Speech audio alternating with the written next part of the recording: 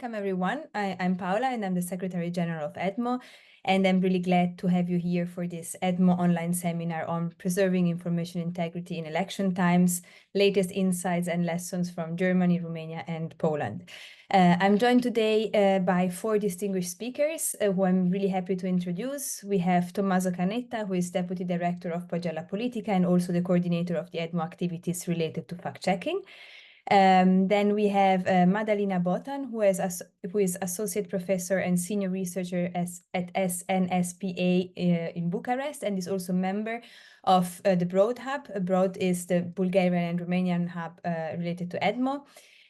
We then have also Christina Elma, Professor for Digital Journalism and Data Journalism at TU Dortmund University, and who is also involved in another hub, which is the GADMO hub, mainly Germany and Austria. And last but not least, we have Paweł Terpilovski. I hope I pronounced it correctly, Paweł, who is the Director of International Affairs of Demagogue and also member of the strategy board of CEDMO. CEDMO is yet another EDMO hub, which is actually the Central European hub. So before we start, just a few housekeeping rules. I will give the floor to each panelist for about 8 minutes. Following which I will raise a few questions and reflections, and I will also include questions from the audience. If you want to raise a question or just share a comment, you can do it by typing it into the Q&A function that you find on your screen. And on our side, we will try to collect and address as much questions as possible, of course, to our panelists.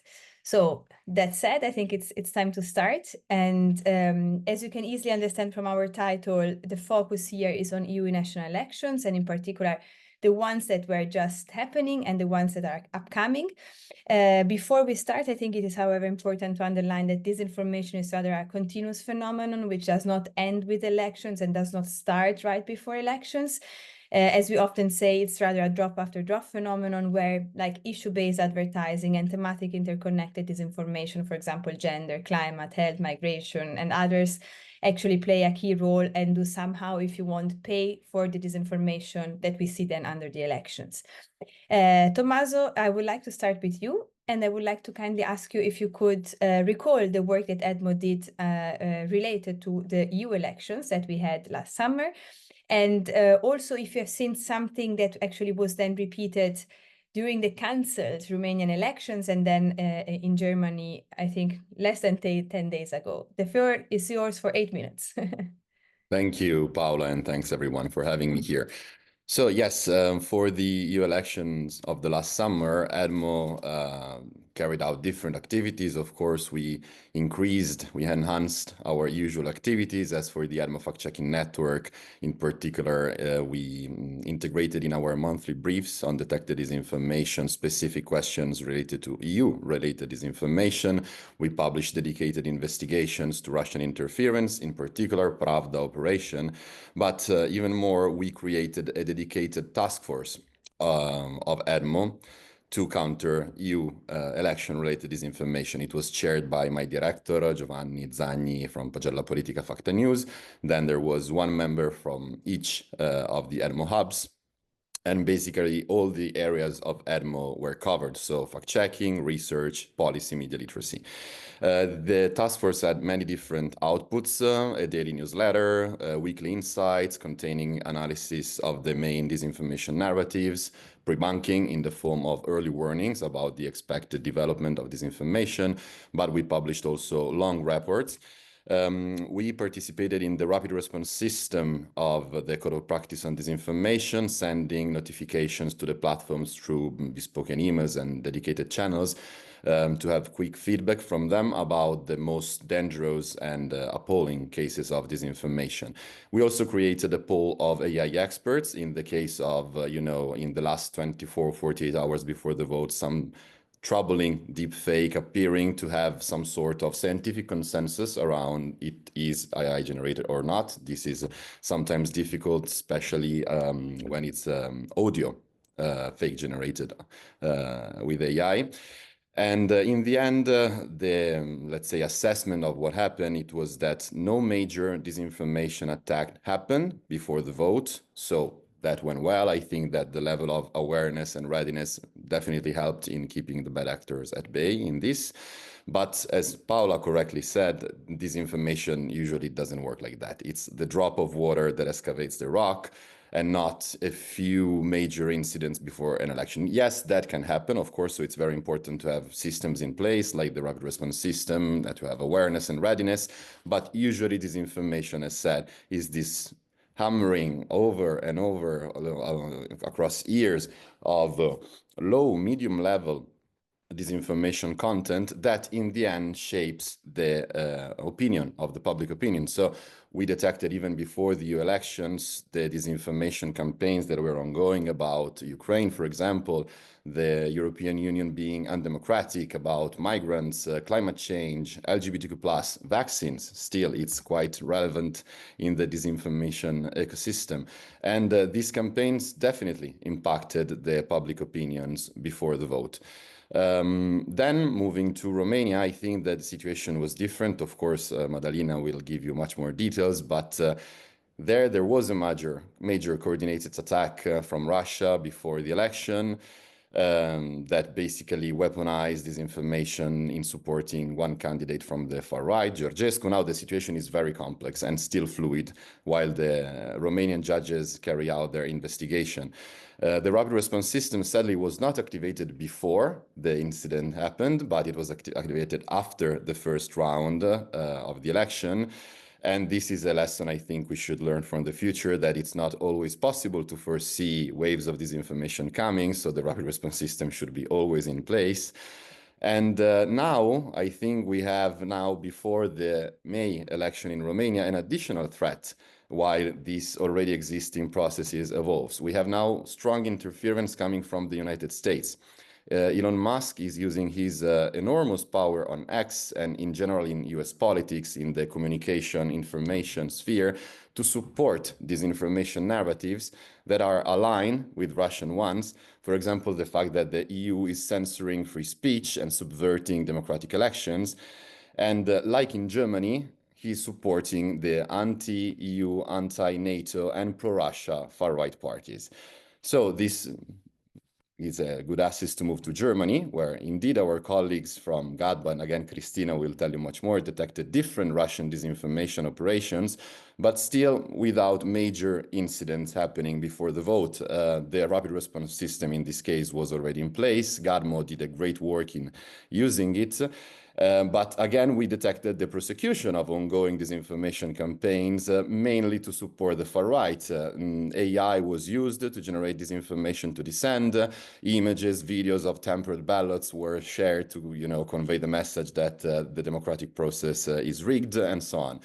So again, here we are seeing this difference with the EU elections, that now a strong attempt of interfering with the elections, with the democratic elections in European countries, comes from the United States.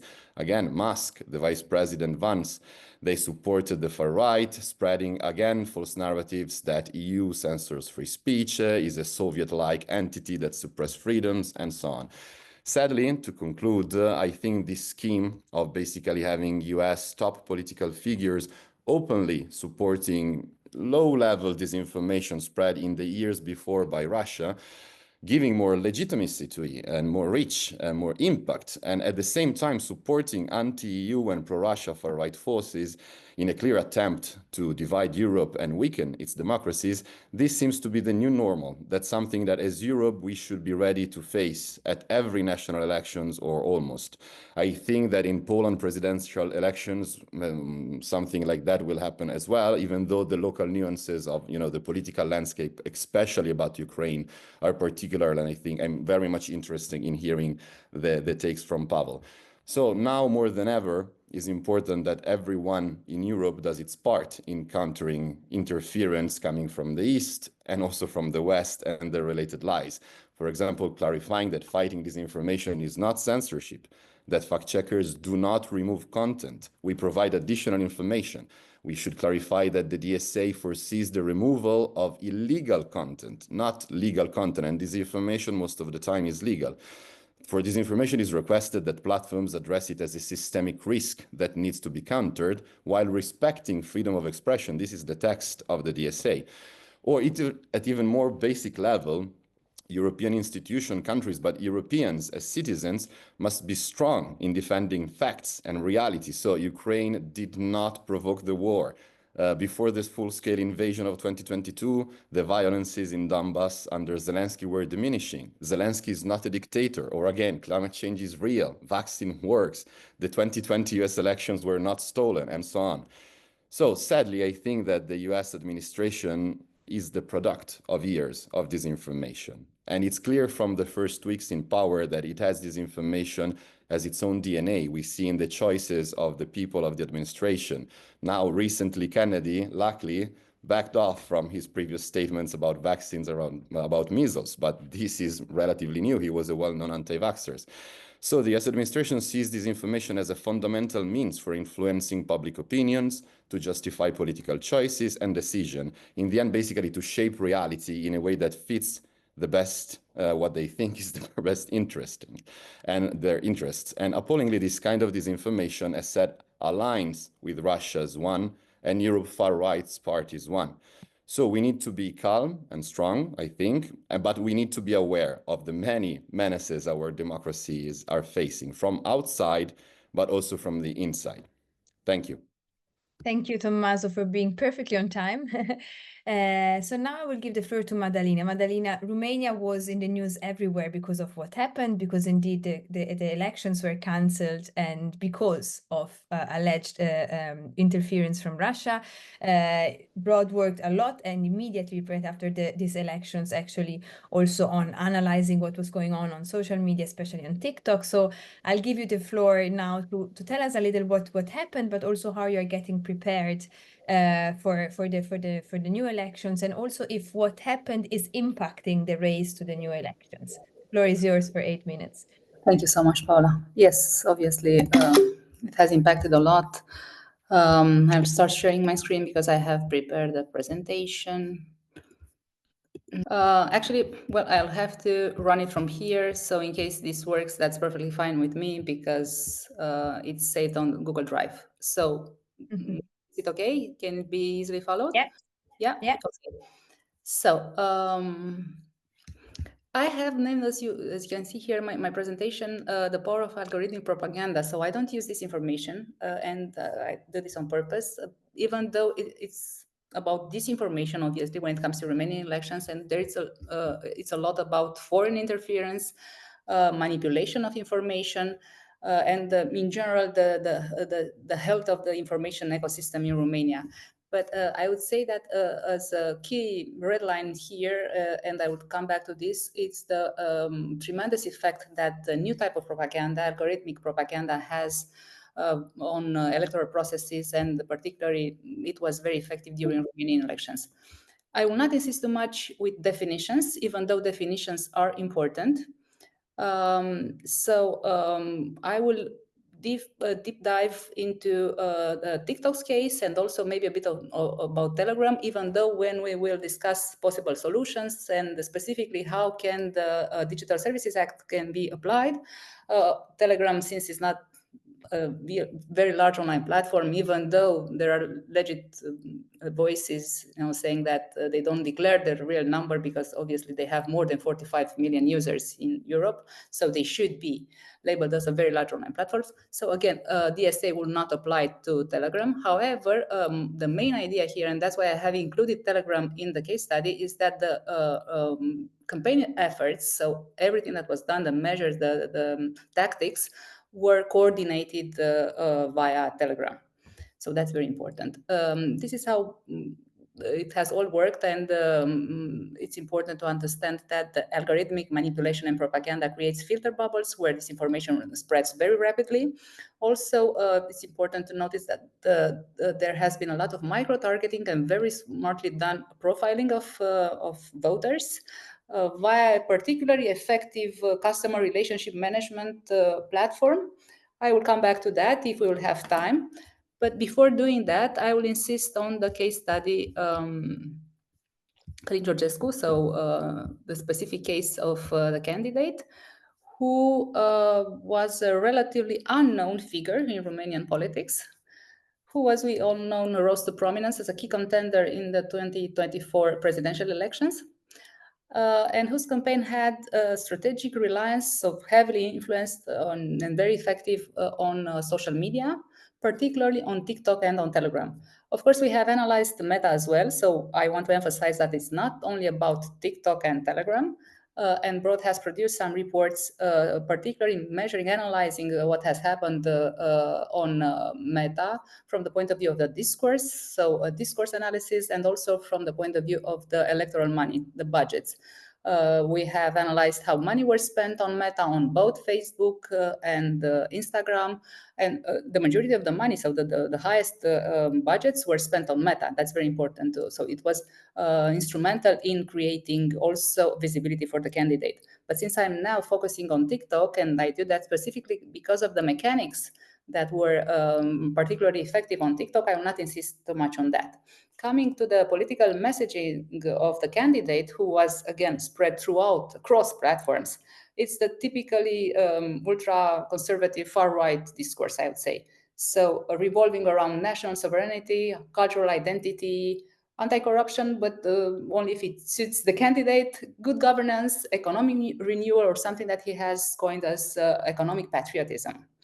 Also traditional values, lots of references to God, the family, and some very controversial historic characters, such as the leader of the Iron Guard, which was a fascist, ultra-nationalist, anti-Semitic organization in Romania who supported a totalitarian fascist regime led by Marshal Ion Antonescu in 1940. So that echoes, I mean, it has a very strong emotional resonance when it comes to Romania, due to some still present historical sensitivities. I will not insist too much with that, even though an analysis, a discourse analysis of the candidate himself, it's very interesting. Coming back to the campaign was very effective in targeting some specific demographics. Younger voters, but also older voters from rural or small cities in Romania, who are very much focused on, still are on traditional values, but also Romanian diaspora. And I take the advantage to know that we are undertaking right now an analysis, comparative analysis, when it comes to targeting Romanians living abroad with Romanians living in Romania with different political messages. So we are now doing this comparative research with our colleagues from Lewis University in Rome. So I'm really looking forward to finding more fine-grained information, and to share that with my colleagues and the entire community of researchers. When it comes to TikTok, I want to briefly summarize the particularities of its algorithm, because TikTok algorithm has truly the potential to transform, and has transformed actually political engagement. We all know that TikTok is about short videos that fuel a sense of communities. In fact, those are pseudo communities, but still it's very effective in doing that, and in fostering activism. In particular, its algorithm for you page, it's an example, a brilliant example of machine learning at work. It analyzes likes, comments, shares. I will not insist too much on this because we don't have time. I mean, all algorithms do that, but they are specifically effective because they also add hashtags, sums, and captions to make a certain type of content more visible, right? So it's hyper personalized, incredibly efficient in promoting, boosting certain type of content. And that's why it has been used very effectively in this campaign. It's worth mentioning the fact that TikTok was invented as a commercial tool, so for promotion of brands, products, so for commercial purposes. So all the tools were there available in this TikTok ecosystem. So once all those were translated for political purposes, it has truly impacted the way political campaigns are done. Coming back to I mean, beyond the hashtags and the specific the particularities of the TikTok ecosystem, and one of the particularities, and this is the last note I make on that, are the hashtags, which are very effective in amplifying a type of content. And they also create network effects, propelling actually videos into the For You page algorithm. So this is particularly effective when you want to surface a certain type of content among a torrent of information, right? Additionally, as said previously, the algorithm is very effective in community building, so connecting users with shared interests and giving them a sense of belonging in this ecosystem, which was very well exploited by political actors and still is, obviously, will be. And additionally, we cannot discuss about platforms without mentioning the bots. The bots who are automated software programs designed to mimic human behavior and which are particularly relevant and useful when it comes to exploiting algorithms by artificially inflating metrics. And they have done that on TikTok and not only, and they were very effective in creating feedback loops that amplify specific narratives. Narratives who are very favorable to Călin Georgescu, creating a general distortion of public perception and amplifying very polarizing content, in fact. Specific metrics of TikTok and how exactly this was done on TikTok. He has obviously created an unprecedented engagement and visibility via the use of comments, shares, particularly comments, and I will have more info on this later on, and the strategic use of hashtags. Some of the most prominent ones were echilibru și verticalitate, which translates as equilibrium and verticality, or equilibrium and integrity, for a more, let's say, metaphoric translation, and presidentials 2024. Hashtags that gained millions of impressions in a very short amount of time. More specifically, the candidate managed to reach 72 million likes in only 2 weeks, which is a very short period of time. So he has definitely capitalized on TikTok to target specific demographics, younger voters, but also older voters, specifically from rural areas, traditional voters, leveraging the impact of short videos, but also user-generated content. It's interesting to know that the videos were quite effective because they were featuring Călin Georgescu attending church services or doing physical activities, actually emulating Vladimir Putin, because in one of them he was riding a white horse, he was swimming in winter, and he was actually also doing some martial arts, defeating his opponent, obviously. So emulating Putin, all of those were very popular, and those were also reshared by his supporters. And Madalina, sorry, we are a little running out of time, so if we could just a little wrap up. Okay. Thank you. The consequences were quite obvious. His profile reached a high degree of visibility in a very short period of time. So from complete obscurity in September, then he reached high visibility in December by using all the algorithmic boost via TikTok. Mass posting and also coordinated account activity, because I think this is one of the most important elements, and this will maybe link my presentation to the following ones. In the post that we analyzed, we have noticed that an effort to saturate the platform with favorable messaging. So there was a lot of orchestration, coordination behind this, right? It wasn't done accidentally. Everything was coordinated, and some even dormant TikTok account have been reactivated and reused for political purposes. The campaign faced allegation of employing fake accounts, obviously to fabricate comments in order to drive engagement and amplify engagement. I will not insist too much on the campaign mechanics, even though that's very important to understand how exactly the mechanics worked and how they have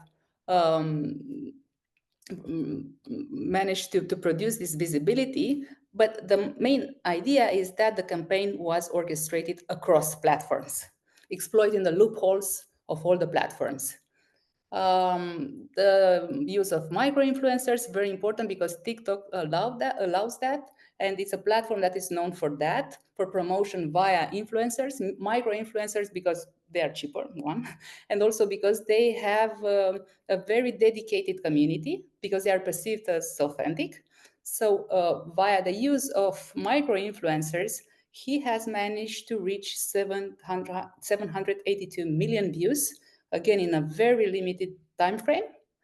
there was a lot of consistency and coordination. I will not insist too much, even though we have analyzed very well how these influencers have received pre-written scripts, and they were guided throughout the process, what exactly to post, when to post, how to make it credible, authentic, so on and so forth. So we have all the proofs here, because that's what I hear quite a lot. We need proofs in order to take measures. We have some proofs, obviously. Again, when it comes to the bots activity, even the Romanian authorities have some proofs, and here is a print with some declassified report of the secret services saying that there have been 20,000 automated accounts, some of them created even since 2016, so active quite for a long time, or reactivated for political purposes. So there is proof. And then I have here a case study, which we won't have time I won't have time to present, but it's important to have the takeaway, the idea that all these efforts have been orchestrated via Telegram. So it was more than TikTok. Telegram was very important, and also for coordinating the bot activity. Again, lots of examples, a very good movie showing that, done by investigative journalists, that on TikTok in 1 hour you can gain 1 million views. They have created a fake candidate. I won't insist much, but it tells us something about the mechanics of the platform, how it works. A case study on Telegram, which I will not present, but it was very well orchestrated. In all the Romanian counties, there was a group, and they were coordinated, receiving specific instructions how to post, how to be active, so on and so forth. In short, there are sufficient proofs of external influence, of foreign interference, declassified documents, hybrid operations, attacks on Romanian electoral system. So there is a lot of proof that there was a state orchestrated campaign, even though no one has named the state, but it's obvious to whom they refer to. So lots of systemic risks that should be tackled. And I will not insist much with possible solutions and conclusions, because probably we will discuss about this in the Q&A session, right, Paula? Yeah. Thank you so much, Madalina. I'm sorry I had to cut you, but we are already quite long. It's a long one, I have to admit. I mean, I couldn't decide what I wanted to focus on. I can imagine. So now we move to Christina. So as we said, Germany has had its elections a week ago, or a few days more.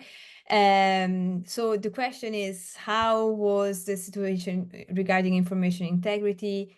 Which were the main disinformation narratives, techniques, and actors? Were they efficient? Can we somehow already assess some impact on the elections? I mean, give us an idea of what happened in Germany. Yes, thank you so much for the invitation and also for the introductions. Very impressive work, Madalina. So we hope to have the same level of detail in our investigations later on as well, but so far we didn't have such an incident. First of all, I'd like to give you a short recap of the narratives and techniques that we have seen. So first of all, of course, we also had the usual election topics that we know from former elections, for example, election fraud narratives aimed at undermining the integrity of the elections overall, like reports about a prize competition for everyone signing their ballot papers, which makes them invalid, or stories about allegedly missing sealings on ballot boxes, claims that the elections will be cancelled.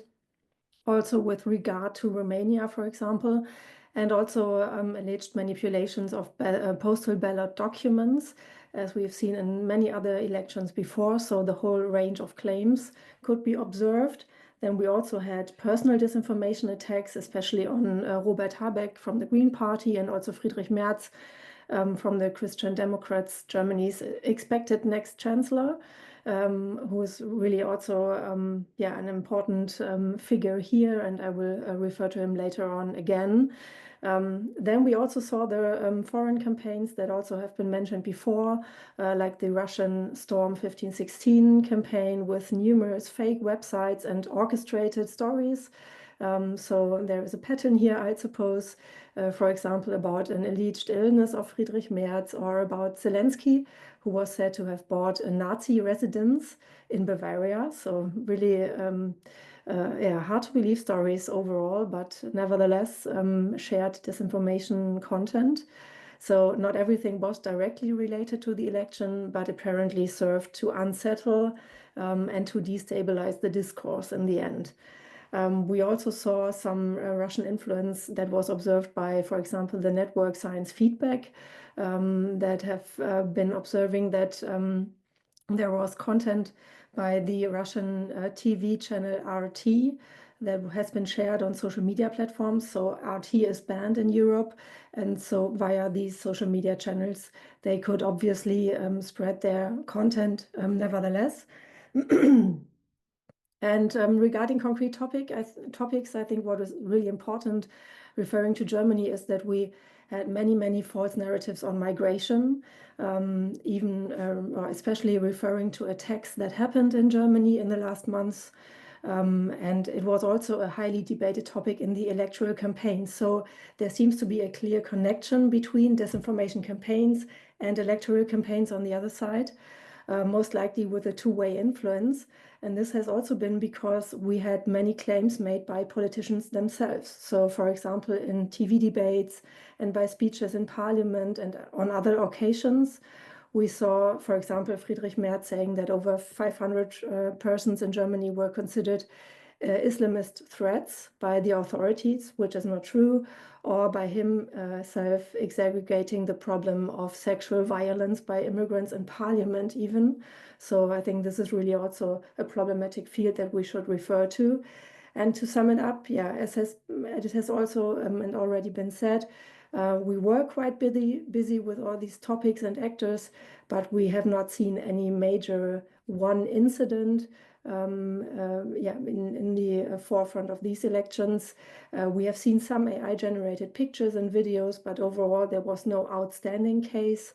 And I would say nevertheless, the uncertainty has definitely increased, and to some topics, especially migration, the common ground, the common factual basis was really hard to find for the public in the digital public sphere. So for those who want to have more details on that, we have published our newsletter on a weekly basis before the election, and this was also been translated thanks to EDMO. So there can be found some more details and also the links to the fact checks on the claims and narratives that I have just told you about. So maybe as a first overview.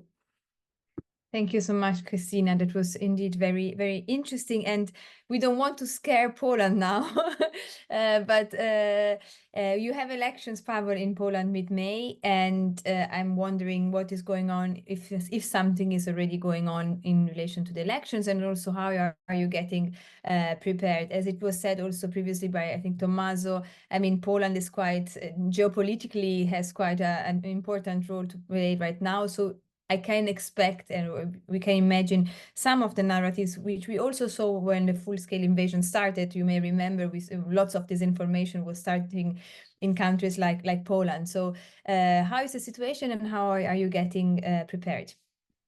Good afternoon, everyone.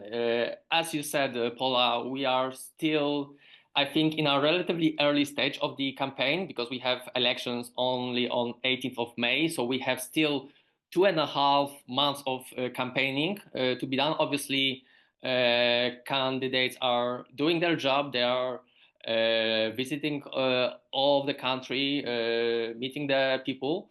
But still, the discourse in Poland, I think, is not necessarily tied to the elections per se, rather than focusing on the current issues and current, politics. And obviously, it heavily impacts both the politicians themselves, their narratives, and also the disinformation landscape in Poland. I think, as Tommaso has mentioned, Poland is very, I would say, specific in terms of the geopolitical context, because of our support towards Ukraine and also our support towards United States. So although we do not see at the moment clear signs of, let's say, foreign coordinated operations or foreign interference, we do observe, for instance, the increase of interest of certain actors like Elon Musk in in Polish political life in Poland, in Polish politics. This interest of Musk in Poland is observed by, let's say, his retweets or his comments on certain political topics or stories related to the Poland. One of such stories is his recent retweet of Mario Nawfal, who's well-known disinformation actor, about USAID allegedly funding foreign interference. It was obviously due to the cutting of the funding from the USAID towards certain CSOs also in Poland, which were affected. So we do see that Musk is getting more and more interested in Poland, but so far he hasn't gone to the point of supporting a specific candidate or party as he's done it, for instance, in Germany. Obviously, we are closely monitoring that.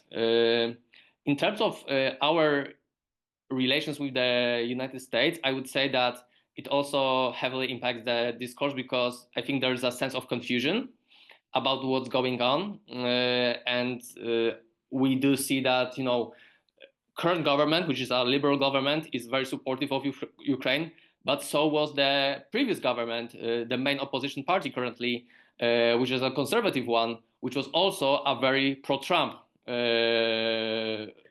then. So there is a confusion going on. The conservatives are not necessarily have not necessarily come up with that strategy of explaining the policies and the measures and the tactics, what we should do about the decisions that Trump is making in regards to Ukraine, but also in a broader context to the NATO, to the security of the Eastern Europe. And I think that this will ultimately impact the prognosed narratives that will become relevant in terms of the disinformation. I think that currently, and for the coming weeks and also months, the security issue will be very relevant in terms of the civic discourse in Poland. I think that raising concerns of whether or not NATO will be is a respected ally, is a alliance that will actually help Poland in the times of need, is this raise of skepticism, of undoubts about the involvement of United States of America will be important. The second narrative that I think is relevant in terms of Poland is EU policies. Poles are very concerned about certain EU policies, namely Migrant Pact. Poland is one of the countries that is, I think, the most negative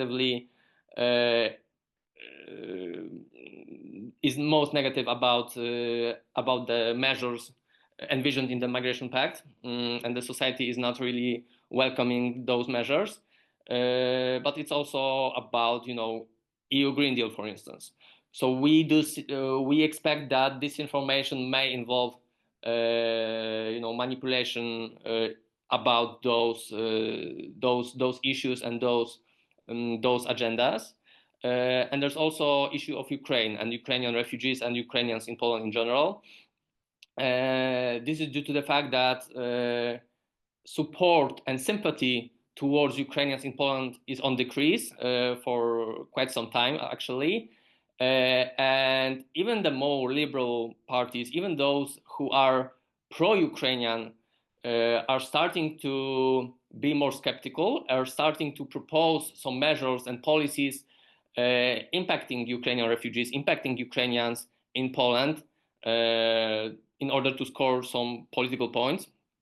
So I believe that issues related to the refugees' presence in Poland, to the economical burden on Polish society from the Ukrainians, the burden on the healthcare system, issue of social support towards Ukrainians, those are the topics that are gaining a lot of political and social traction. They are receiving a lot of reach and involvement among Polish citizens. So I think this will the candidates will capitalize on that, and they will try to weaponize it for their political gains and purposes. Thank you very much, Pavel, and you will update us when it's time to update us in the next weeks and months. So now we have time for questions. I will start with some questions, but I will ask also the audience to start typing in them in the Q&A so that we can also bring your voice to the debate. So I took some notes of what you were saying and also found some common patterns. And one thing which strikes me often is this cross-platform issue. Like, how are we dealing with that? Because the point is that everybody is seeing that, but I think in addressing the issue, we are a little weak still with the DSA, but also in general with any policy approach. So as it was said also by Madalina, but also by the others, so we have something starting on one platform that's spreading on the others, thanks again to the first platform, or maybe thanks to another platform. One is under the very large online platform definition, the other not. I mean, how can we cope with all of that? I often try to think of how we could do it. One option could also be you are not a VLOP until the moment in which actually, even if you have less than 45 million users, you are actually basically entering the path of the VLOPs. That could be one solution. But in general, how can we, if you have any ideas, how can we deal with that constructively? Because of course, I know it's a very hard question, but I'm just putting it there. The other thing is, if you have any analysis or point of view on AI, and in particular, we tend to, I mean, I think it is important often we tend to mix AI in the discourse, but there is one thing which is AI and tendentially generative AI used to produce content. The other is AI used to distribute content. And I think in Germany, we saw that quite importantly, that it was used also to distribute content. So if you have any reflection on that. And my last question is, Tommaso said, when there were the EU elections, there were no major incidents. The same was said for Germany. My question is here, all good, but what about the overall impact on trust by the citizens in society, in media, in politicians who, as we heard, are also among the spreaders of disinformation? So these are three very generic questions, and you can feel free to intervene and to raise your hand. And in the meantime, we ask the audience to also participate into the discussion. I see firsthand, I think, Tommaso and then Pavel. Yes, thank you, Paula. Very, very interesting points. About the first question, it's true. We see, for example, that usually the bad actors coordinate themselves on Telegram and on X, where the moderation is basically non-existent, and then they deploy the strategies on TikTok, Instagram, Facebook, where at least in Europe, at least for 2025, there are still more measures countering disinformation, but likely this will cease in 2026, and this will be, a whole new nightmare. What can we do? I think we need to basically apply the regulation, particularly about data access. We need to know what's going on there. We need to see the algorithms. We need to verify. And honestly, there is also the issue that these are Russian-based platforms in the case of Telegram, and US-based platforms in the other situation, and Chinese-based platform in the case of TikTok. So we don't have European-based platforms. This is becoming more and more of a strategic issue. About the artificial intelligence, it's true. My assessment is that we are still in the phase where, AI-generated content is relatively easily distinguishable from real content, especially images and videos. For audio, it's more complicated, as I said, but in the foreseeable future, this will change. The technology will be so good that what will be produced with AI, it will be indistinguishable from reality. And again, this is a whole new nightmare that we will have to face. Also, there is the issue that we detected, for example, many Russian disinformation campaigns producing high volumes of content, millions of content that basically nobody is reading in Europe. So why are they doing this? One possible theory is that they're flooding internet with this kind of content so that in the future AI scraping internet to provide answers to users will end up sharing and spreading Russian propaganda. So this is very, very disturbing. Last but not least, the impact on the trust in general, as I said, it's already here. It has already happened. I think that the situation that we're looking at in Europe, in the many different national member states, has already been strongly impacted by 10 years or more of disinformation campaigns about migrants in the pandemic, during the pandemic, about vaccines, about the EU, about different topics that ended up in shaping the public opinion about specific topics. And this already happened, and what we can do in the future is not just countering disinformation, because that it's obviously necessary, but also be aware of the issue, inform the people of the issue, give them the means to fight this kind of poisoning of the sources of information that every person in the end uses to inform himself or herself. And I think a very strong push at the top political level from Europe at this point is absolutely necessary. Thank you. Thank you, Tommaso. I really appreciated also the point on data access, which I think is key. As you all know, we're still waiting for the delegated act to be published, but we are almost there, hopefully.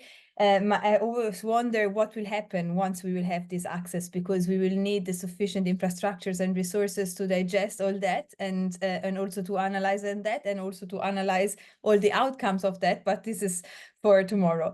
And I think the other important point is also on the use of disinformation content to train the AI models. I think this is something very important. We raised that also in other events, and this is something not to be underestimated. I give the floor to Pavel now, and afterwards to Christina.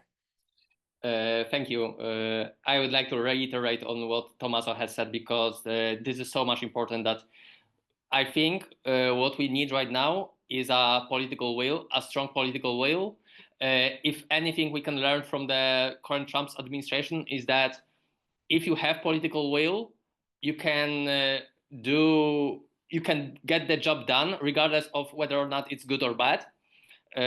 So I think in the context of VLOPs, in the context of platforms, we are seeing that what EU lacks is the digital sovereignty. We need to build it. We need to build strong sovereignty over our digital infosphere. If platforms want to operate on EU market, they need to adapt to our laws, to our rules.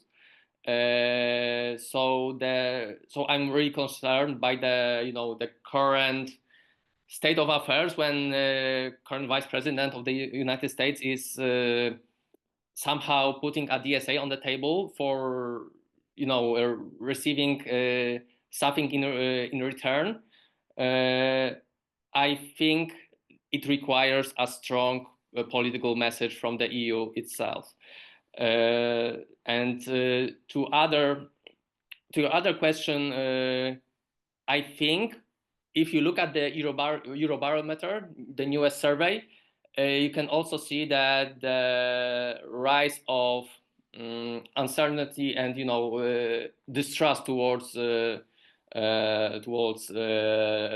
legacy media, towards experts. I can speak for Poland myself. We are observing a rise of belief towards conspiracy theories, towards fake news, and I also agree that countering disinformation is not only solution. We need to build our resilience. We need to build strong policies in regards to the media literacy, because COVID hasn't really changed the situation that much. I think that the anti-vaxxers are on the rise as well. So we need to do more, and ultimately it requires a political will to do so. Thank you very much, Pavel. Christina.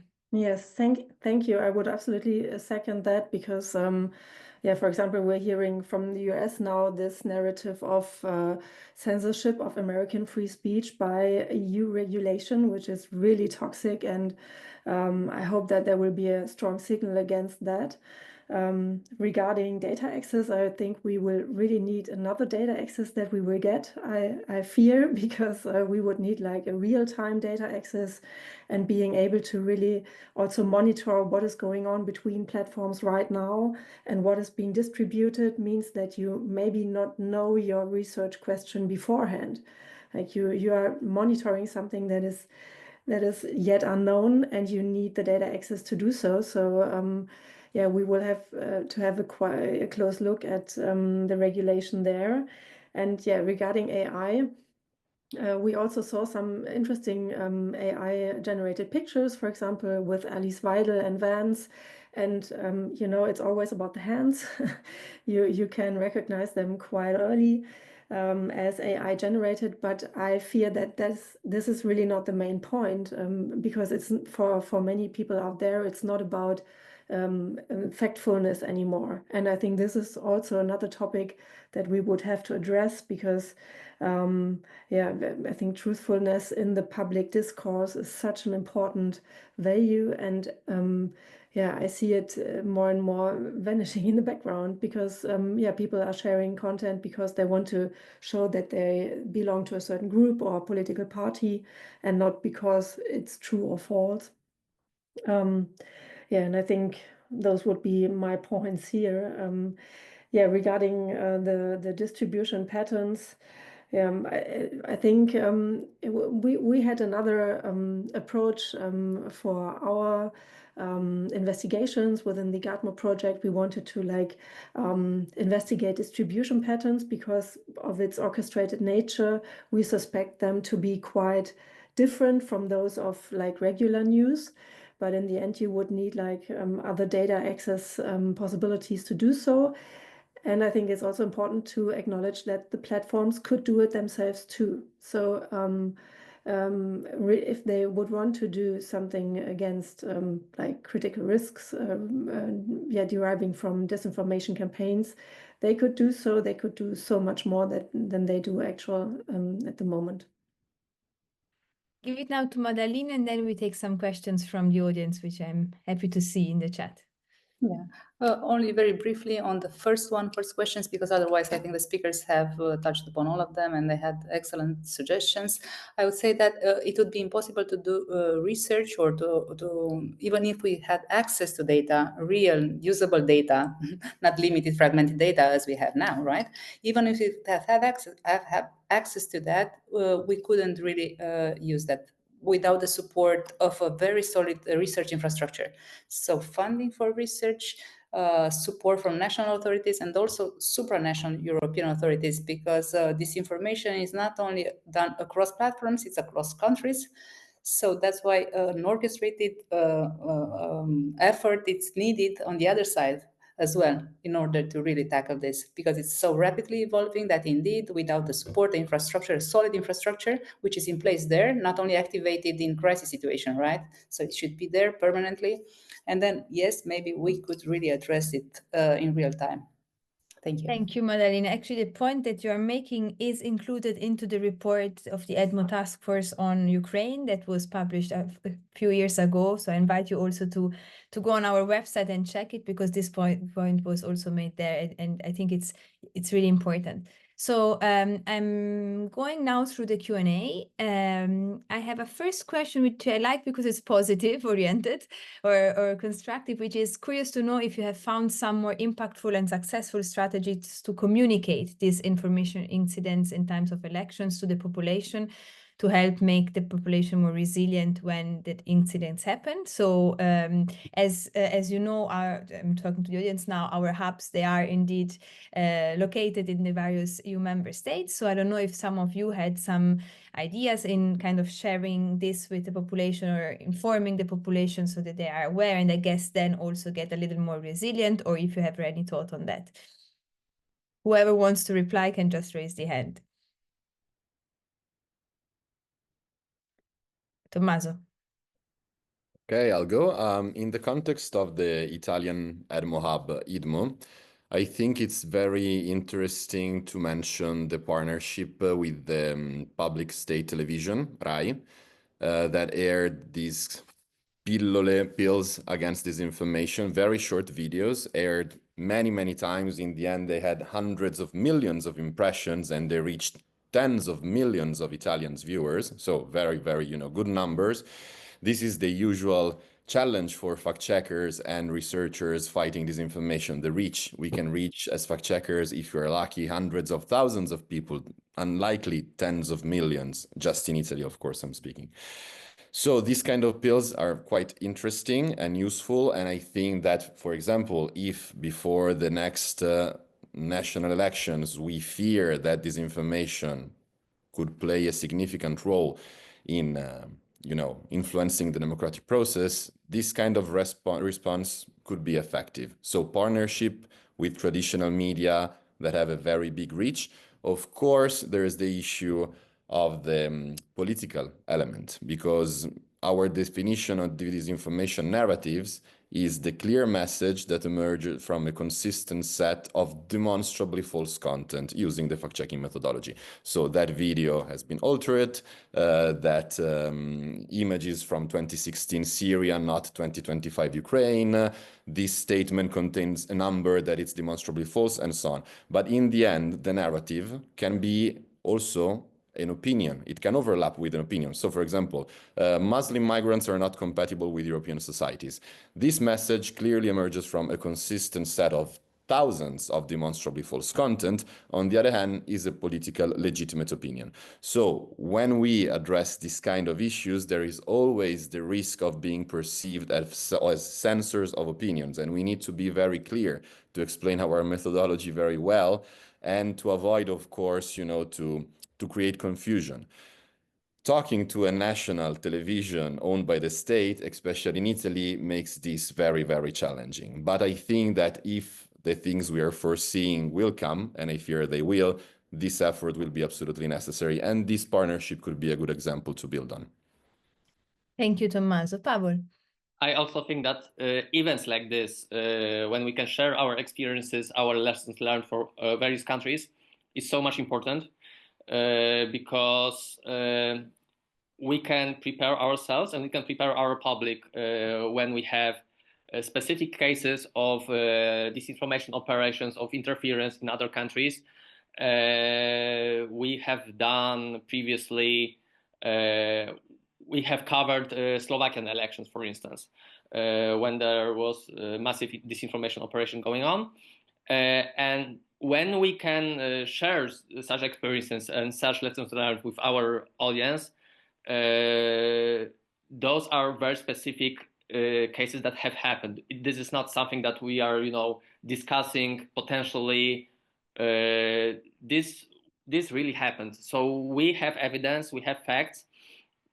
So when we are seeing that this may also happen in our case, in our country, in our elections, I think it is more relevant then. It can, provoke some thinking about this issue. So my answer is also, communicating, sharing our experiences, sharing our knowledge, and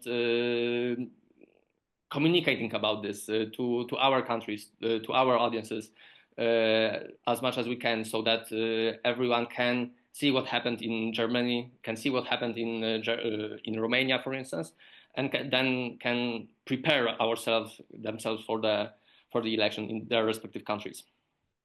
Thank you, Pavel. I guess the balance there is to avoid that then people completely mistrust institutions, politics, and media. So this is, for example, something that we often debate within the media literacy working groups, how to make sure that you can communicate to the citizens what is happening or what could happen, but at the same time, don't bring them into a situation in which they completely mistrust anything and anybody. Christina? Yeah, I also wanted to stress the media literacy topic because it's so important to also tailor the campaigns that you do. So our partners, for example, do video campaigns with media literacy content for specific social networks, for example, for specific target groups, younger people especially. And what also helped us quite a lot was to do this newsletter specifically on the election, where we combined pre-bunking and debunking content. So there we also informed about all those topics that we were expecting to come up, and yeah, how to identify them and what people can do about them. So obviously people were really interested. So we gained like a few thousand subscribers of our newsletter before the elections, and were quite happy about the responses, because then, yeah, it's not only like all those fact checks telling you afterwards that maybe you have been misled, but then the stories still are in your head. So a good debunking strategy is also really important. Thank you. So there was a specific question addressed to Madalina, but I think you replied already in the chat. Then I invite you all to look at a participant who shares a specific research. So if you're interested, you can indeed go and have a look. Two other questions. I will read them both, and then you can all decide to what to reply. So one is, hello all, given the difficulty of accessing data on these platforms, do any of you have insights on monitoring techniques that can be put in place during, before, or after elections to catch large-scale disinformation or coordinated activity? So very hands-on, I would say. And the other one, there is a participant who is sharing her research. She's saying, during my observation of the US elections, and in part also the German one, I registered a strange off pattern, meaning that very few strategies and narratives that we're expecting would be deployed did not get used. I have a theory based on my research, but what I'm interested to know is if you, Madalina, Christina, and Pavel, noticed in your territory anything similar or anything missing off track from usual disinformation patterns. So two different questions, but both very hands-on, and whoever is willing to reply is, of course, free to do so.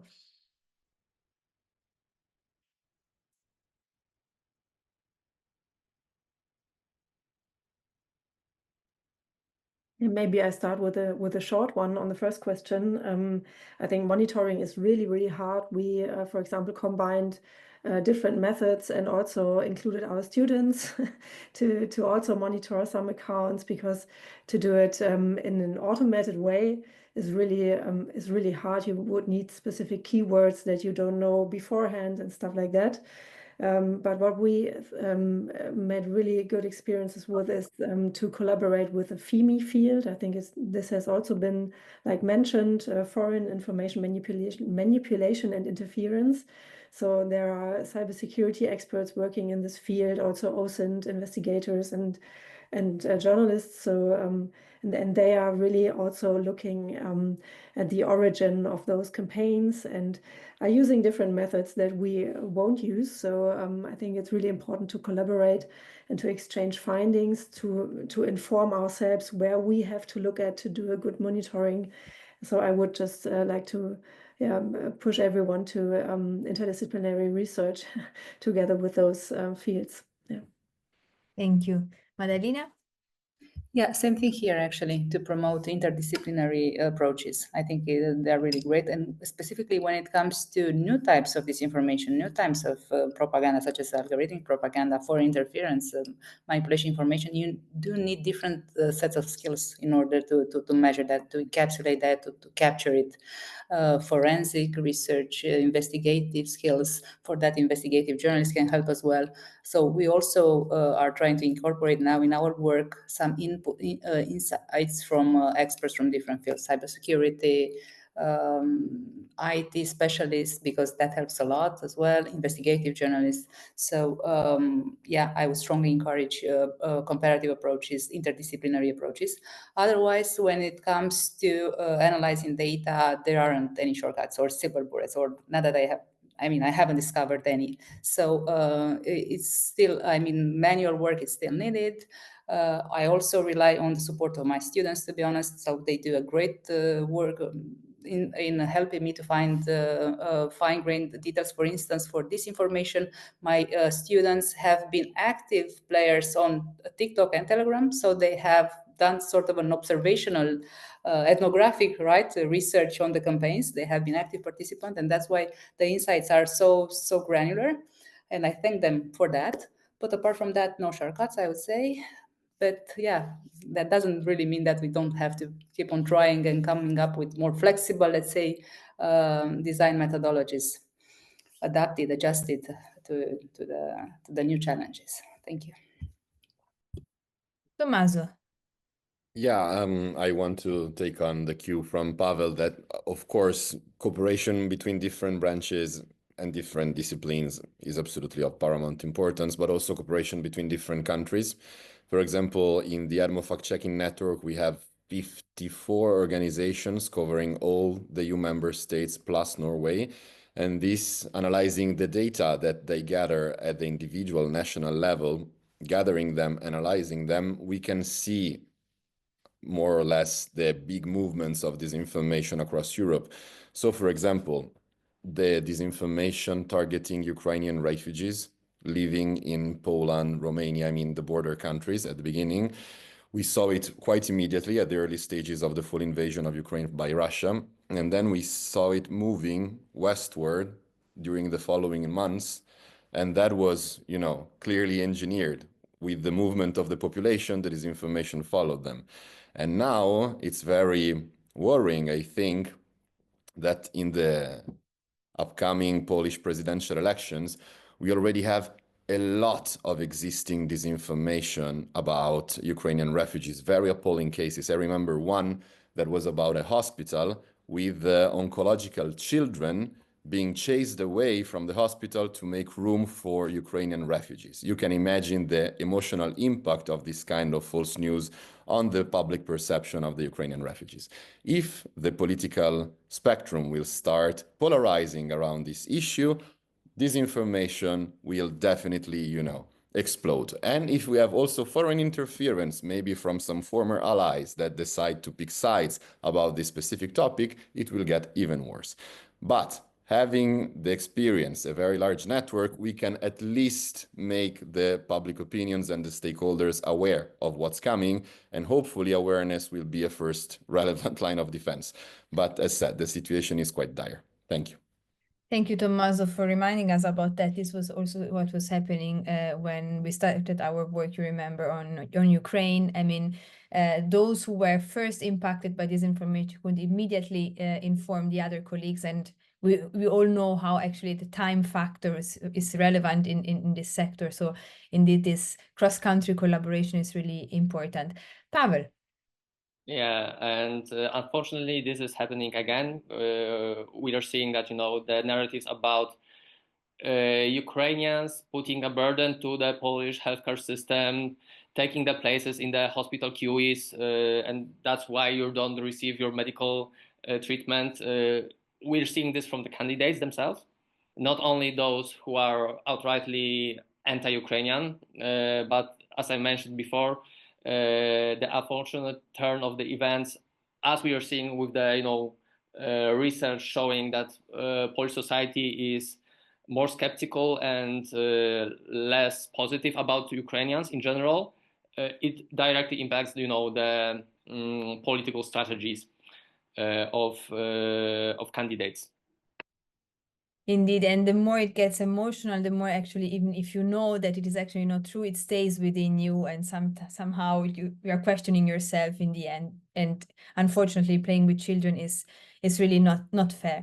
So we are coming to an end, but before that, I will give 1 minute to each speaker to tell us what, according to you, is let's say, the key approach or the most important elements that should form the approach to ensure information integrity. So basically, let's talk about solutions. How can we make sure, we already touched on this, but how can we ensure actually that we as citizens, we have the information integrity that we deserve to make our choices? I will go through the same order at the beginning. So Tommaso, I will start with you. Yes, it's a, Very tough question. I think, I mean, in the past, I would have answered media literacy, teaching in schools, cooperation between different countries, different branches. But now I'm gonna change my answer in we need to fight this as a political battle at the top level, because it's not, you know, a confrontation between the left, the right, conservative, socialist, liberal, popular. No, it's a polarization around democracy.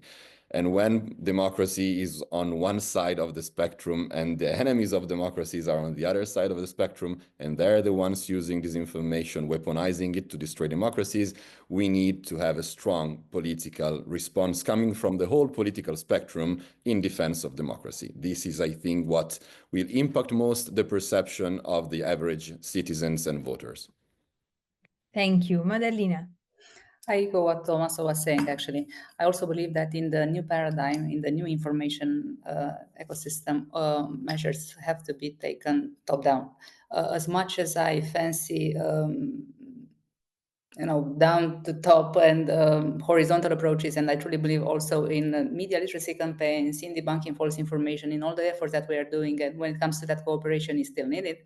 I truly believe that without political support, again, national, supranational, this whole effort cannot be effective, because it's too asymmetrical, the fight right now. Right, so we are facing new challenges. The actors are very vocal, and Europe needs to be united, right? So political support and us doing our bit on our side and being united and promoting comparative research, because I think that's very important when it comes to research, to come up with national country granularity, but still trying to plea for a common right effort in order to approach it in a European cross-country level. Thank you. Thank you. Christina. Yeah, great points. And I had the same way through my arguments. First, I wrote media literacy on my paper, and then I thought about what about make factfulness great again? Because I think this is what is right important now in the general public communication, and especially also in political campaigns and debates, where we saw in Germany so much so many fake or false claims, statements taken out of context, distortions and the like. And I think those should not be accepted means of public debates and political speeches. It matters. So it should be important to build trust and give people the orientation that they need to inform themselves, to draw the right decisions as individuals and also as voters.